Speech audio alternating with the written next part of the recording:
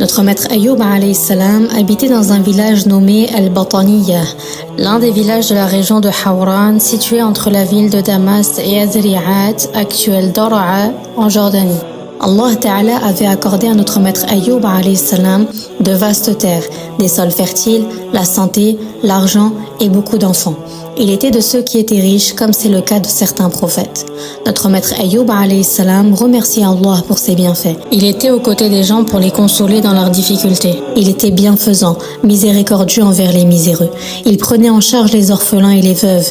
Il choyait l'invité et entretenait les liens avec celui qui les avait coupés. Il fut pourtant l'objet d'une grande épreuve et d'une grande souffrance, afin qu'augmente sa récompense et sa rétribution. En effet, le messager de Allah sallallahu alayhi wa sallam a dit ce qui a pour sens: les gens qui sont les plus éprouvés sont les prophètes, ensuite ceux qui viennent après eux en degré. Il fut éprouvé par le méfait des shayatines qui s'en étaient pris à ses possessions et les avaient brûlés. Ils anéantirent ses troupeaux de chameaux, son bétail, ses esclaves, et ils dévastèrent également ses terres. Lorsque notre maître Ayoub alayhi salam a vu ce qui lui était arrivé, il n'a pas émis d'objection contre Allah, mais il a dit ce qui a pour sens: à Allah ce qu'il donne et à lui ce qu'il reprend.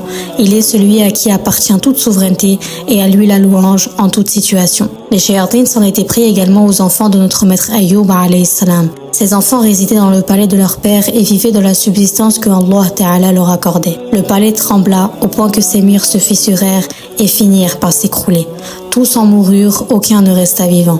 La nouvelle était parvenue à notre maître Ayoub alayhi salam. Il pleura, mais il fit face à l'épreuve que par la patience. Notre maître Ayoub alayhi salam fut atteint de multiples maladies.